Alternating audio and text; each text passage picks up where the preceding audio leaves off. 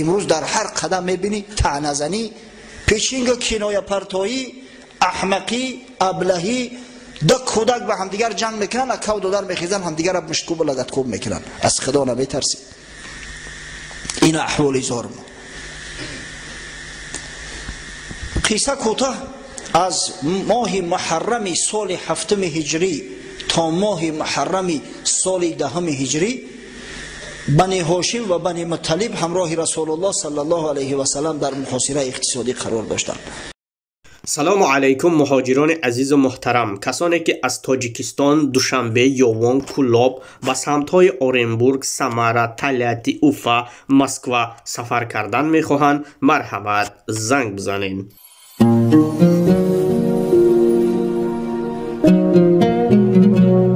برای معلومات پره و کافی دسترس کردن در نمرهای اکران دیده زنگ میزنیم. معلومات پره از خودشان دسترس میکنین. باقی به همه شما راهی سفید خانه آبادی خواهانم. سلام دوستو، بسیاری شما از خرابی و لاغری تنقیسی میکشید و شما زنچین رو توصیه میکنم که در مدت یک ماه از 8 تا 12 کیلوگرم میتوانید که وزن نبرد کنید. همچنین برادرها، برای بسیاری کسلی های فایده داره، میتونید زنگ بزنید معلومات بهتر و خوبتر متخصصای شرکت شفافرما به شما دهند. روز به نزد زهیر ابن ابی امیه آمد. زهیر ابن ابی امیه پسر عمه پیغمبر است. مادرش عاتیکه دختر عبدالمطلب است. گفت ای زهیر، تو از خدا شرم نمیداری؟ سیکه کده لباسای تازه و آزاده را میپوشی. بسیار زکه به دست زهیر، لباسای بسیار زیبا و خوشرو میپوشید. بهترین طعام، گلی طعام میخوری، در صورتی که خیش تبارای تو، داعی و تقائی تو همه در عذاب و مشقتن. پگه در پیش خدا تو چی جواب میگوی؟ شرم نمیداری؟ زهیر گفت از دست من تنها چیکار میآید به دست در مقابل این ظالم ها؟ گفت تو تنها نیستی. گفت کی است رفیقم؟ گفت اینا من خودم رفیقت میکنم. گفت ما 2 نفریم، 2 نفر کمتریم، بیا یک کسی دیگر را پیدا کنیم انشالله، بعد میخیزیم بر ضد امیر قرار داد. آمد هشام نزد یکی دیگر از مکی ها که با نام ابوالبختری معروف است. ابوالبختری ابن هشام بسیار آدم معروف بود در بین قبیله قریش. گفت یا ابوالبختری، من میدانم که تو راضی نیستی به همین قرار داد، زیرا بسیار ظالمانه است. تو تمام قریشی ها را دوست می‌داری، به همش محبت داری، زیرا خویش اقربا هستید. تو آیا راضی میشوی که خودت بخوری و بنوشی و خویش تبارای تو، اقربای تو در عذاب و مشقت باشند؟ ابوالبختری گفت من 100 بیزارم از این قرار داد، نه که از دست من چکار میآید تنهام. گفت تنها نیستی، من همراه زهیر رفیقای تیم 3 نفریم، بیا 1-2 نفر دیگر را پیدا کنیم خروج کنیم. گفت بسیار خوب، من قبول دارم. به همین نوع نزد مطعم ابن عدی آمدن. این هم یکی از سرورای قریش است، بسیار شیردل بود. این هم شریک گرفتن و شریک پنجم شو زمعه ابن اسود. زمعه ابن اسود و نزد خانه کعبه آمدن. هر 5 نفر اول به خلاصه آمدن، قرارداد، نقشه و پلن کار را کشیدند و بعد جدا جدا آمدن که تا مردم گمان نکنن که اینو یگان سوی قصد پیشکی مطرح کرده باشند. زهیر در ابتدا خیست. زهیر ابن ابی امیه فرزند عاتیکه پسر عمه پیغمبر صلی الله علیه و سلم بهترین لباس در بدن کرده است. همین لباس اگر لباس آزاده و خوشرو باشه با انسان یک صلابت میتنه. هم ببینی اگر یک آدم سر لباسش خوشرو باشه، معرکه دم برود تست میگیرن، ای بری بالا میشینوننش، تست قبول کنه. گفتم یک رئیسی رفیق داشتیم، بسیار بچه خوب، از کار که میبرمد گرستوکش میگرفت. نه که همون شوفیرش بگیم، تلخ بگیم، شوفیر بگیم، چی بگیم، او با فکرم در جوگای خوبش هم گرستوکش نمیکشوید، دایم در گردنش. بعد حزل میکرد همین رئیس که میریم، همین رئیس خیال میکنن من گرستوک ندارم، میگذرنن ای بری بالا بشینونن، مرا میگه قطعی شوفیرا میبرن جو میکنن، با میگه که اخی رئیس هم این سر لباس انسان یک صلابت میبخشه. کوشش کنه که لباسای تازه و آزاده و خوشرو پوشه. همین مسلمان لباسش تازه و آزاده میشه. با این مایک های نوپگدی هیچ که حرمتو نمیکنه. تو توزه آزاده خشروک باشه. همین برای جوانا با خمیشیم کستون چیزیان داره، همین قدر خشرو، کرتای سفید باشه، توزهک باشه، خشرو باشه، آزاده باشه. یک شاعر میگه تجمل بالثياب ولا تبالی فإن العين فوق الاختبار. لباسای زیبا بپوش، اختبار لباس زیبا آزاده کن، پرما نکن، زیرا چشم پیش از اختبار است، پیش از عقل علمی. اول مردم با چشم میبینن، با گفته میشنون، با علم دانشی که را بعد معین میکنن که تی اگه سواد داری یا نداری. پادیاش که وستریچه یاد فإن العين فوق الاختبار فلو جعل الثياب على حمار لقال الناس یا لک من حمار. میگه اگر همین خره که خره اگر همون را یگان تقمی خشرو بزنن، یگان زین فسانش بزنن، در گردنش یگان زنگولچه آویزان کنن، کسی بگذره میگه ایتا خری خشرویه. اگر همین خر خشروگی داره آخی، میگه همون سر دهنش نخته و تقماش اگر خشرو باشه. بعضیا با هم قضا که دارن اسپورا دیده میخوای با نقرگی میزنن زینت میتن، اگر همون خیلی باشه میگه ایتا خری خشرویه. از همون خاطر هم زهیر لباسای بسیار تازه و آزاده در بر کرده بود، در میان مردم خیست گفت یا معشر القریش، ای مردم قریش. همه متوجه شدن، گفت شما را به خدا قسم ای خدا شرم نمیداره، نخوام و بخریم باشومیم زندگی کنیم زن بگیریم راحت داشته باشیم. بنی هاشم و بنی مطلب کیار رفقای ما هستند، خیش تبارای ما هستند، بیگانه نیستند. اینا فرزندای مطلب هستند که یک زمان سروری قریش بود در عذاب و مشقت. این چی نامردی است؟ باید همون قراردادی ظالمانه پاره شود. ابو جهل ششته بود، گفت تو کذاب دروغ میگوی، نامعقول کردی، او را پاره نمیکنی. که مطعم ابن عدی ششته بود، گفت نامعقول کردی، دروغگو تویی، چنی دهنت گپ زن، راست میگه اون مردک. اکم مطعم ابن عدی با ظاهر خیش تبار نیستن، اینو اکاو دودر نیستن که بگن که یو سوی قصد کردین. ابو جهل دیگه حیران شد. خیست زمعه ابن اسود گفت هر دی شما قسم به خدا راست گفته، هر کسی که ذره انصاف داشته باشه گپ شما رو تصدیق میکنه، کج بشین راست بگو، قرارداد ظالمانه باید پاره شود. همین وقت از یک گوشه دیگه هشام ابن عمرو خیست، از یک گوشه دیگه ابوالبختری خیست، گفتن ما راضی هستیم، غلاغوله را برداشتن. دیگر ابو جهل فهمید که پیشکی نقشه کشیدگی است، گفت این نقشه شبانه خلوت در کدوم خانه کشیده شده است، این مردم در اینجا فقط یک سپکتاکل نشان دادن، اما دیگر کار از دست رفته بود. همین وقت ابو طالب اما که پیغمبر صلی الله علیه و سلم که در یک گوشه بیچاره نشسته بود، موی سفید بیمار بود و رسول الله صلی الله علیه و سلم براش خبر داده بود، گفت که همو قرارداد ظالمانه را موریانه خورد است. موریانه را میدونه؟ کریا مول میگم به روسی. او زمانهای پیش یا در پوست می نوشتن، این پوست همه عجلش همون کریا یخده را میخرش. قرارداد موریانه خورد است گفت پیغمبر صلی الله علیه و سلم. برای قریشی ها را خبر که دیگه هیچی نمونده است. ابو طالب هم از جاش خیست، گفت من یک سخن میخواهم بگم. محمد صلی الله علیه و سلم را آگاه کرد که خدا میگه به من خبر داد که همون قرارداد چون موریانه خورده است. اگر گفتن گپش راست باشه میکنیم قرارداد نقض میشود، نه که اگر گپ دروغ باشد تو تسلیمش میکنی به ما. محمد صلی الله علیه و سلم دیگه محافظتش نمیکنی.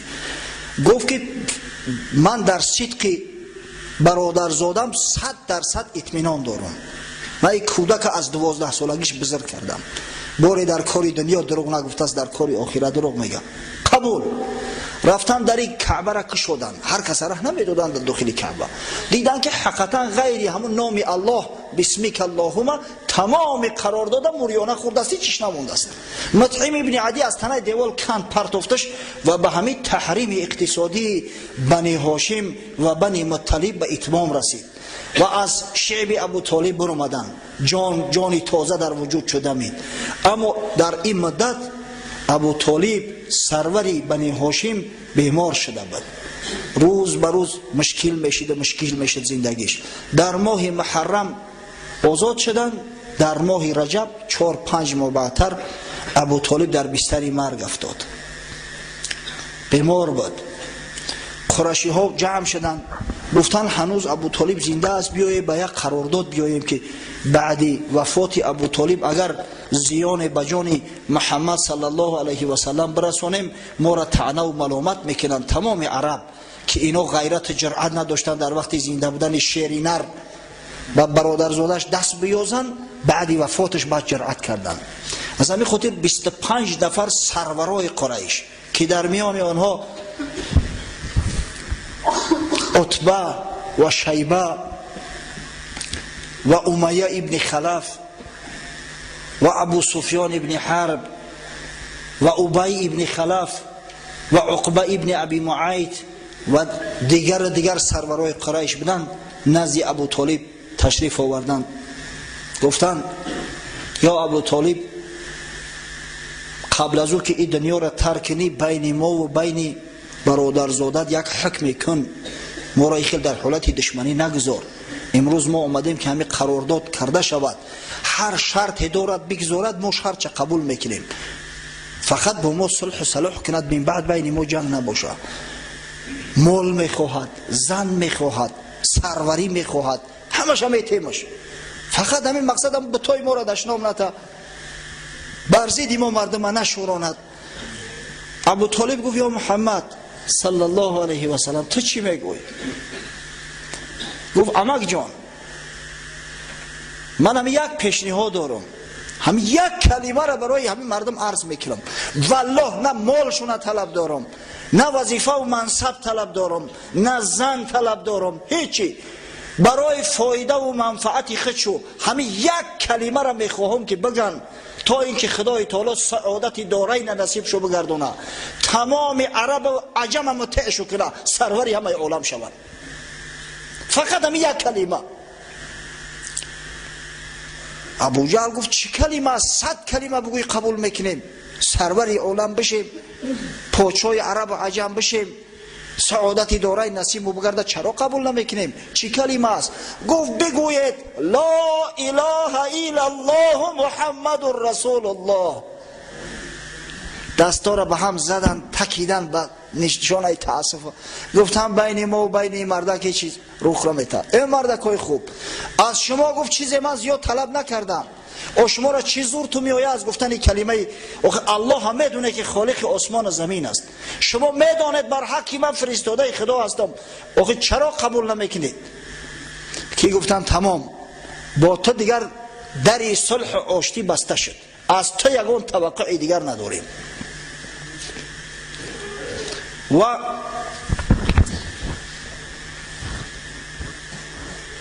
ابو طالب در ماه رجب سال 10 بعثت جناب سرور عالم، در بعض جا شاید من هجرت گفته باشم، اگر هجرت گفته باشم غلط گفتم، ولی ما به هجرت نرسیده ایم، همه همون سالهای گفته استم سالهای بعثت است، از زمانی به پیغمبری مبعوث شدن رسول الله صلی الله علیه و سلم حساب می شود. در سال 10 بعثت پیغمبر خدا صلی الله علیه و سلم در ماه رجب از دنیا گذشت. قبل از وفاتش ابو جهل ملعون همراه عبدالله ابن ابی امیه به عیادت ابو طالب آمده بودند، در گوشه نشسته پیغمبر خدا صلی الله علیه و سلم نزد عمکش آمد، دستش گرفت، بوسید، گفت عمک جان، قبل از او که جان تسلیم کنی بگو لا اله الا الله محمد رسول الله، تا به همین کلمه من حجاب تا از آتش دوزخ شوم.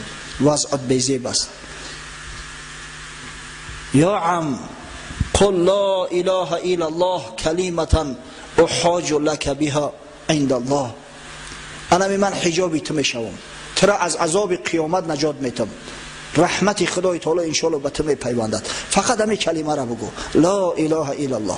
ابو طالب میخواست گپ زنه، همین وقت بدبختی ابو جهل از یک گوشه صداش بلند کرد که یا ابو طالب تو دینی پدرت عبدالمطلب ترک میکنی، دینی پدرت یک امر مدید عبادت کردی و پیروی کردی، امروز ترکش میکنی. و از بس که ابو طالب از هدایت خداوندی که محروم بود، ببینه که این هدایت، این توفیق چه دولتی بزرگ است. در آخرین لحظه علا ملت عبدالمطلب گویان جان و جان آفرین تسلیم کرد، به کفر از دنیا رفت. اهل سنت و الجماعت اتفاق دارن برادر و عزیز. گپای هر خیله اگر شنیدید بفهمید که گوینده سخن اهل سنت و الجماعت نیست، از اهل تشیع است.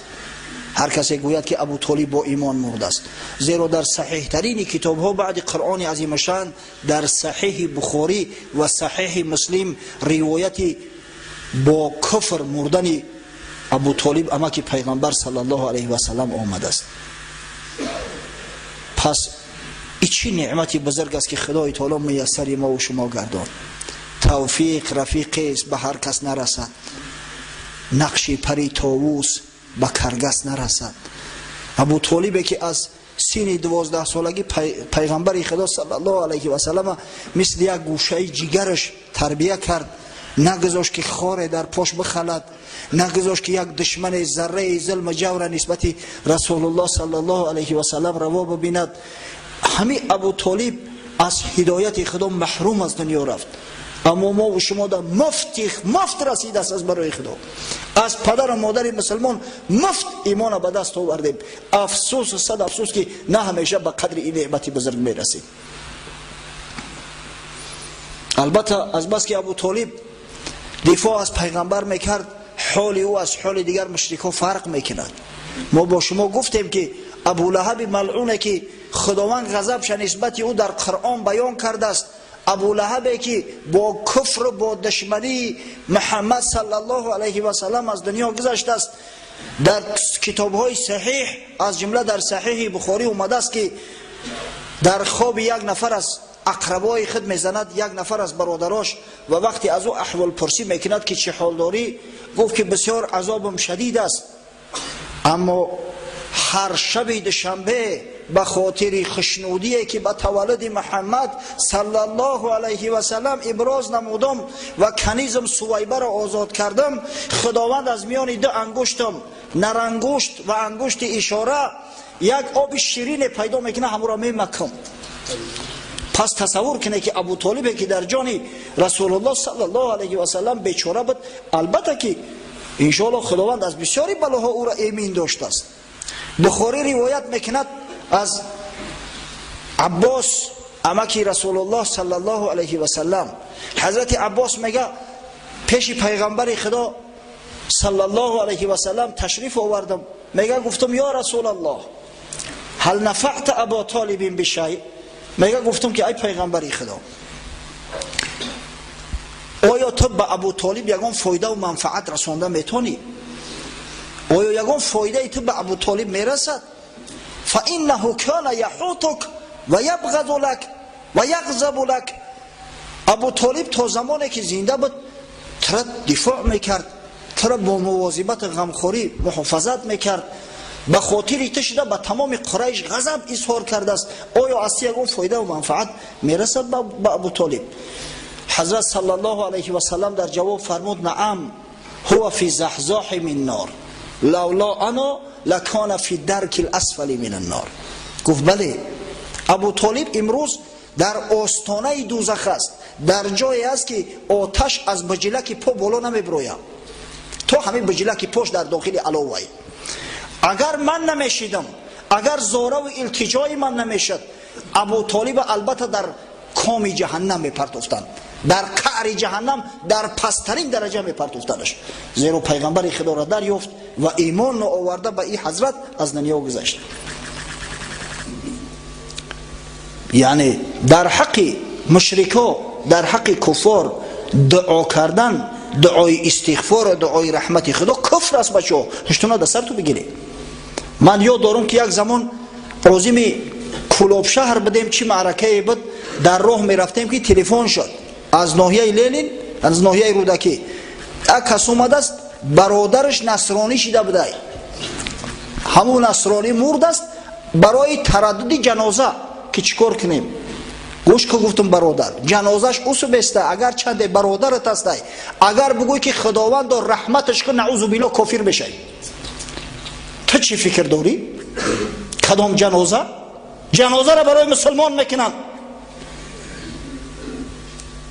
پیغمبر خدا صلی الله علیه و سلم وقتی ابو طالب عمکش مرد گفت یا ابو طالب تا زمانی که خداوند منعم نکنه در حق طلب استغفار میکنم که خداوند و گناهاش بیامرز مغفرت کن.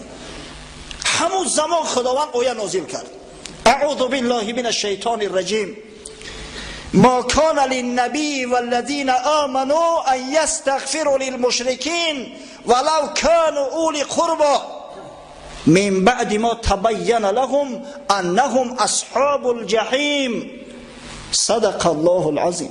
خداوند متعال بیان میکند که پیغمبر محبوب امام محمد صلی الله علیه و سلم و مسلمانان حقوق ندارند که طلب استغفار مشرک ها را کنند، اگر چند خیش اقرباشون باشند، اگر چند پدر و مادرشون باشند. وقتی که آشکار شد خداوند حکم مشرک برآورده است که او اصحاب جحیم است، او دوزخی است، دیگر رحمت در حق او چی معنی دارد؟ حضرت رسول الله صلی الله علیه و سلم خداوند نهی کرد، منعش کرد از اینکه طلب استغفار از برای عمکش ابو طالب کند. حضرت بسیار محزون شد، همین قدر جگرش خون شد که مردی که این قدر خدمت کرده است، این قدر محنت کشیده است، امروز از طلب استغفار من محروم، از مغفرت خداوند محروم، این احوالش چی می باشد؟ از این خاطر خداوند متعال پیغمبر خودش تسلی بخشید.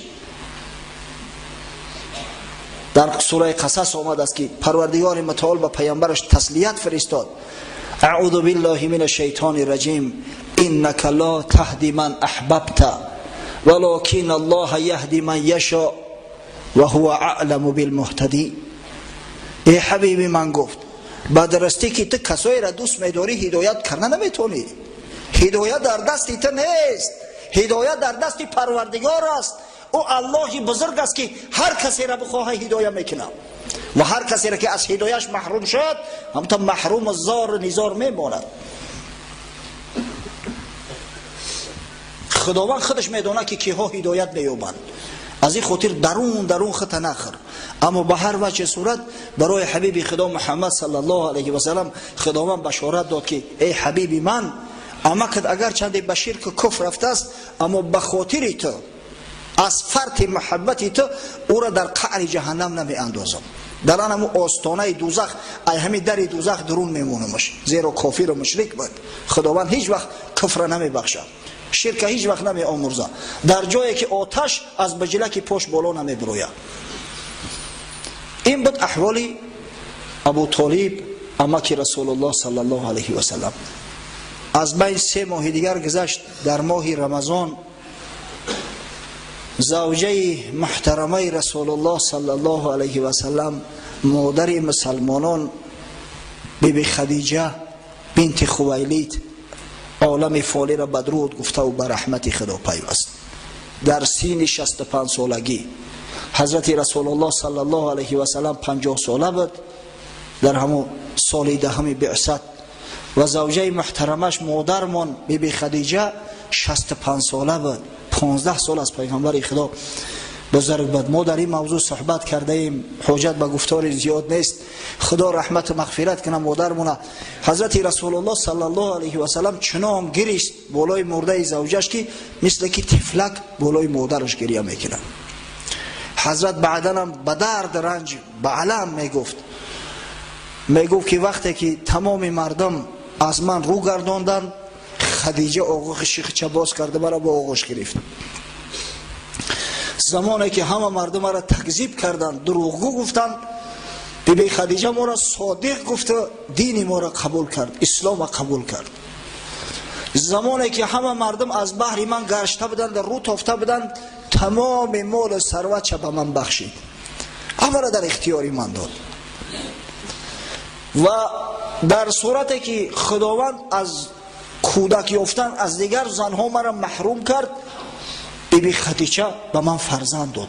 یعنی از دامن بیبی خدیجه خداوند متعال به من فرزند داد، از جمله 4 دختری که به سن بلوغ رسیده و همه شوهر کردند و در حقش دعای خیر میکرد. و مادرمونم به حد مهربان بود که تا زمان زنده بود پیغمبر خدا صلی الله علیه و سلم یگان مشقت احساس نمیکرد، یگان مشکلی را احساس نمیکرد. در خبر آمده است که پیغمبر خدا صلی الله علیه و سلم بعضا در غارها میرفت، خلوت اختیار میکرد، به عبادت خدا مشغول میشد، روزدار. و مادرمون کوزه در پشتش، در داخل کوزه تمام پیغمبر را میگرفت، در همون کوه میخلید، میبرد و میسپرید. بار حضرت نشسته بود که جبرئیل امین علیه السلام داخل شد، گفت یا محمد صلی الله علیه و سلم خدیجه میآید. گفت زوجه مهربانت در راه اومده است. گفت در کتفش یک کوزه برای طعام آورده است. ادام وقتی که داخل شد سلام خداوند براش برسان. سبحان الله، خداوند با یک بندش توسط جبرئیل امین علیه السلام سلام فرستاده است. سلام خدای متعال از براش برسان و براش بشارت ده که پروردگار برای او در فردوس اعلی به غیر او قصرهایی که به مردم عطا می شود با یک خانچه کرده است از نی، از قمیش مخصوص بافتگی تازه و آزاده نازنین، و بشارتش بده که همون خانه منتظرش است. و رسول الله صلی الله علیه و سلم سال دهمی بعثت عام الحزن نام کرد. سال حزن، سال غم، سال اندوه، سال مصیبت، سال مشقت. متاسفانه ساعت تمام شد، وقت ما به آخر رسید. انشاءالله حالی هفته آینده وقتی که صحبت ادامه میدهیم بعد میبینه که حضرت رسول الله صلی الله علیه و سلم چه عذاب و مشقت هایی را متحمل شد بعد وفات ابو طالب، بعد وفات مادرمان بیبی خدیجه، چی بلاهای به سرش اومد، چی عذاب و مشقت هایی را متحمل شد. انشاءالله هفته آینده در اطراف این موضوع ها صحبت میکنیم. پروردگارا زحمات و مشقت هایی که مسلمان های عصر رسول الله صلی الله علیه و سلم کشیدن، خاصتا او زحمت مشقت هایی که مادرمان بیبی خدیجه کبرا کشیده است، پروردگارا میسر گردان زنای ما را، مردای ما را که از او عبرت گرفته و صابر باشند، صبور باشند. و پروردگارا زنهای ما را آداب و اخلاق حسنه ای را که به ازواج مطهره پیغمبر صلی الله علیه و سلم خاصتا به مادر ما بیبی خدیجه عطا کرده بودی عطا فرما، تا اینکه حرمت احترام شوهرای مسلمان خود به جا آورده و توسط دعای شوهرها در جنت المأوا مستقر گردند برحمتک یا ارحم الراحمین.